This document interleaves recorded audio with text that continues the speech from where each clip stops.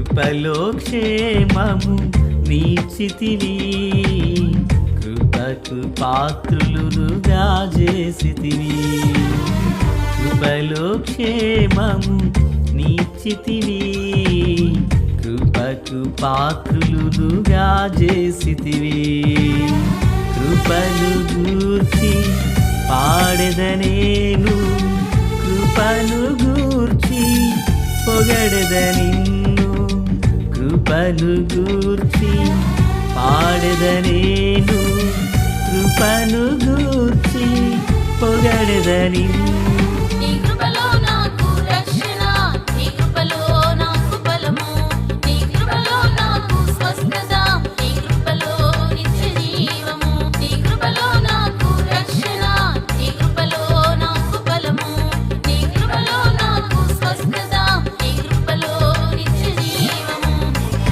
కృపలో క్షేమము నీచితివి, కృపకు పాత్రులుగా చేసితివి.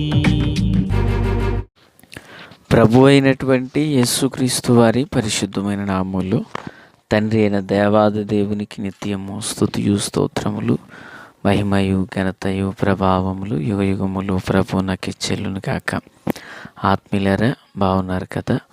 దేవుని మహాకృపను బట్టి మరొకసారి మనం ఇలాగున దేవుని వాక్యమును ధ్యానించుటకు మహాదేవుడు మనకెంతగానో కృప చూపి ఉన్నారు. దేవునికి స్తోత్రాలు. అలాగనే నేటి దినాన మరి పునరుత్థాన ఆదివారపు ఆరాధన. ప్రియులారా, మనము దేవుని సన్నిధి నిలిచి ప్రభువును గొప్ప చేయవలసిన సమయం ఆసనమవుచున్నది. త్వరితగతిని సిద్ధపడదాం.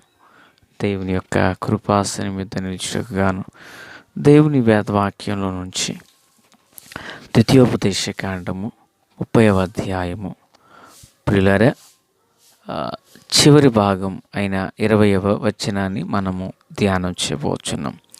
నీ పితరులైన అబ్రహాము, ఇస్సాకు, యాకోబులకు ఆయన ప్రమాణము చేసిన దేశంలో మీరు నివసించున్నట్లు యెహోవాయే నీ ప్రాణమునకు దీర్ఘాయుష్నకు మూలమయ్యున్నాడు. కాబట్టి నీవును నీ సంతానమును బ్రతుకుచు నీ ప్రాణమునకు మూలమైన నీ దేవుడైన యెహోవాను ప్రేమించి ఆయన వాక్యమును విని ఆయనను హత్తుకొనున్నట్లును జీవమును కోరుకొనుడి. ప్రార్థన. మహాపరిశుద్ధుడా, ప్రేమగల తండ్రి, కృపగల దేవ, స్తోత్రాలు. చదువుబడి ఉన్న ఈ వాక్యము మీది. వినుచున్న వారందరూ మీ వారు, మీ దాసుడనైన నన్ను పూర్ణముగా మరుగు చేసి దైవస్వరమును వినిపింపచేయండి. మీరు ఆకడ కొరకు, రాజ్యం కొరకు సిద్ధం చేయండి. సియోనులో నుండి మీ కృపాహస్తం తోడై ఉండునుగాక. దైవమా, మీ పాదాలు పట్టుకుంటున్నాము, కనికరించండి. యేసు నామమున అడుగుచున్నాము పరమ తండ్రి, ఆమెన్. ప్రియులారా, బాగున్నారు కదా? ఈరోజు మనం నేర్చుకొనుచున్న అంశం ఇశ్రాయేలునకు దేవుడు ఏ మగును. మరలా గుర్తు చేసుకుందాం. ఇశ్రాయేలునకు దేవుడు ఏ మగును అంటే, ఇశ్రాయేలుకు దేవుడు ఏ మగునంటే ఇశ్రాయేలుకు దేవుడు బంధువుడనో కాదు.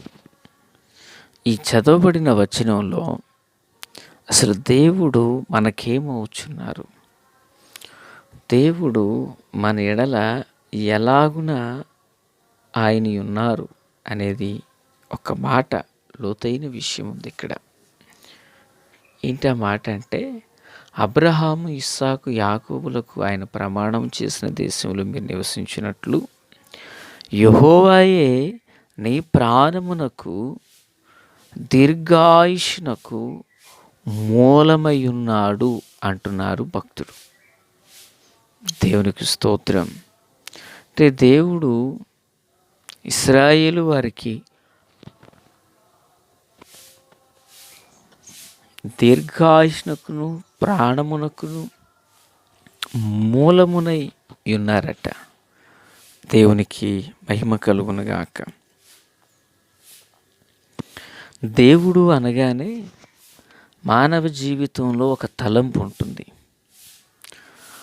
తన అవసరాన్ని బట్టి దేవుణ్ణి ఉపయోగించుకుంటారు కొందరు.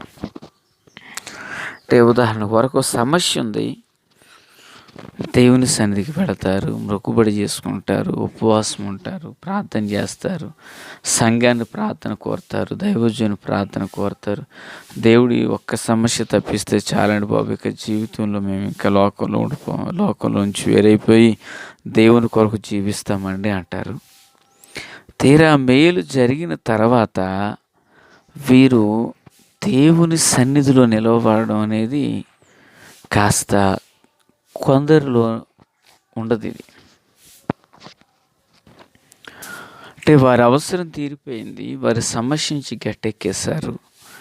ప్రియులారా, అలాగనే వారి జీవితంలో అనుకున్నవి జరిగిపోయినాయి. మరలా వీళ్ళు దేవునికి ఎదుట కనపడరిక. అంటే వీళ్ళు ఏం చేశారు, ఆ వారి అవసరాన్ని బట్టి దేవుని వీళ్ళు వాడుకున్నారు. అంటే వీళ్ళు అనుకుంటారు, మనం ఏదో అనుకున్నాము, దేవుడు మేలు చేశాడు, దేవునికి ఏదో ఇవ్వాలనుకున్నాం, ఇచ్చేసాం, అయిపోయింది కదా అని. పిల్లరా, కానీ దేవుణ్ణి మన అవసరంలో మనం వాడుకోవడం కాదండి. అసలు దేవుడు మన జీవితంలో ఏమై ఉన్నారంటే ప్రాణమునకును దీర్ఘాయుష్నకును మూలమై ఉన్నాడట. అంటే మనం జీవిస్తున్నాము కదా, ప్రాణంతో చలిస్తున్నాము కదా, ఉనికి కలిగి, సమస్తమైన వీటికి ఆయన మూలమై ఉన్నాడు. ఆయన లేకపోతే నిన్నటి వారం, ఆయన తోడుండకపోతే మనల్ని సమాజం, ప్రజలు మర్చిపోతారు. ఆయనే మనకు ఆధారం, ఆయనే మనకు ఆశ్రయం, ఆయన మన ప్రాణమునకును జీవమునకును మూలమై ఉన్నారు. ప్రియులారా, అంటే ప్రభువుని మనం దూరం అవుతున్నామంటే ప్రభువుకి ప్రాణం లేని వారమునై ఉన్నాము, అది గుర్తుపెట్టుకుందాం. లేదండి మరి ఎంతోమంది ఉన్నారు కదా ప్రభు లేకుండా జీవించేవారు లేరా, వాళ్ళందరూ ప్రాణం పోగొట్టుకున్నట్టేనంటే ఒక చిన్న ఉదాహరణ గుర్తు చేసుకుందాం. ఆదాము హవ్వలు మనందరికీ బాగా పరిచయమైన వారే కదా. ఈ ఆదాము హవ్వల జీవితంలో జరిగిన పనేంటి? ప్రభు చెప్పారు, అయ్యా ఇదిగో నీవి పండు తిను దినమున నిశ్చయంగా చేస్తావన్నారు. ఇప్పుడు వారేం చేశారు? పండు తిన్నారు.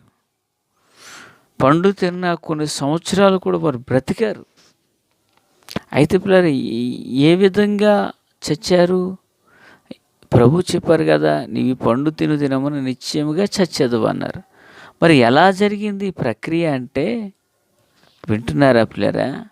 మరి ఎలా జరిగింది వీరి జీవితంలో అంటే,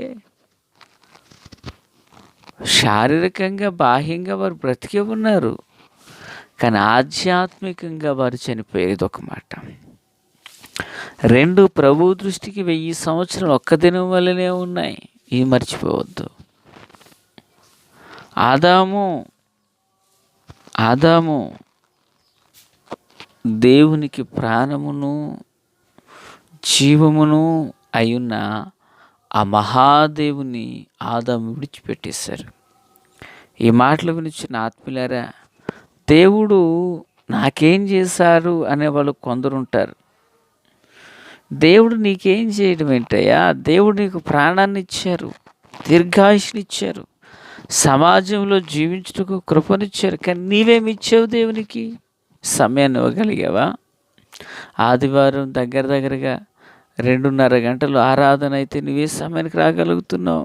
సమయాన్ని ఇవ్వలేదు, హృదయంలో స్థానం ఇవ్వలేదు, నీ సంపాదనలో భాగ్యం ఇవ్వలేదు, నీ ఫలాలలో ప్రథమ ఫలాలు ఇవ్వలేదు. నీ జీవితంలో ఆయనకి చోటు లేదు. నీవేం చేసావు దేవుని కోసం? దేవుడు చేయవలసినంత చేశారు. ఎంత చేశారంటే దేవుడు తన ప్రియ కుమారుడైన యేసుక్రీస్తు ప్రభు వారినే మనకిచ్చేశారు. ఆయన దేవుడు లోకమును ఎంతో ప్రేమించిన కాగా తన అద్వితీయ కుమారునిగా పుట్టిన వాని యందు విశ్వాసం ఉంచి వాడు నశింపక నిత్య జీవం పొందినట్లు దేవుడు ఆయనను అనుగ్రహించను. ఆయన దేవుడు మనకిచ్చేశారు. ఇచ్చిన దేవుడు తిరిగి తీసుకోలేదు. నీ చేతికి నా ఆత్మను అప్పగించుకొనుచున్నాను అంటూ ప్రభు ప్రాణం విడిచారు తప్ప. ప్రియులరా, మరి ఇట్టి జీవమును మూలమును అయ్యున్న దేవుణ్ణి మనం ఎంతగా సేవించాలి? ఇటు జీవమును మూలమైన దేవుని మనం ఎంతగా ఆరాధించాలి? మన అవసరం కొరకు ప్రభుతో సంభాషణ కాదు ప్రియులారా. అయ్యా, నేను ఇలా బ్రతుకున్నానంటే ఇది మీ కృపే కదా అంటూ ప్రభుని మనం స్తుతించాలి. మన అవసరం కొరకు ప్రభుతో సంభాషణ కాదు ప్రియులారా. మనం ఏమై ఉన్నామో ఆ స్థితి దేవుడు మనకి ఇచ్చారని ప్రభుని స్తుతించాలి. కనుక ఆత్మీయులారా, క్రీస్తునందు నాకు అత్యంత సన్నిహితులారా, ఇశ్రాయేలునకు ప్రభు ఏమై ఉన్నారంటే ప్రాణానికి, దీర్ఘాయుషుకు ప్రభు మూలమై ఉన్నారు. ఇశ్రాయేలుకు మాత్రమే కాదు, ఈ ఉదయకాల వేళ నాకు, మీకు, మనందరికీ ప్రభు మన దీర్ఘాయుషుకు, జీవముకు మూలమై ఉన్నారు. ఆ మహాదేవుని పాదాల చెంత బలిపీఠము నొద్ద పిచ్చుకలకు నివాసం దొరికినట్లుగా ప్రభు యొద్ద మనకు సహాయం దొరుకునుగాక. ఆమె తండ్రి దేవా స్తోత్రం. వాక్యమందరూ హృదయాల్లో ఫలభరితం చేసి మేలుతో నింపమని, రాకడ కొరకు రాజ్యం కొరకు సిద్ధం చేయమని యేసు నామములో ఆమేన్. Praise the lord.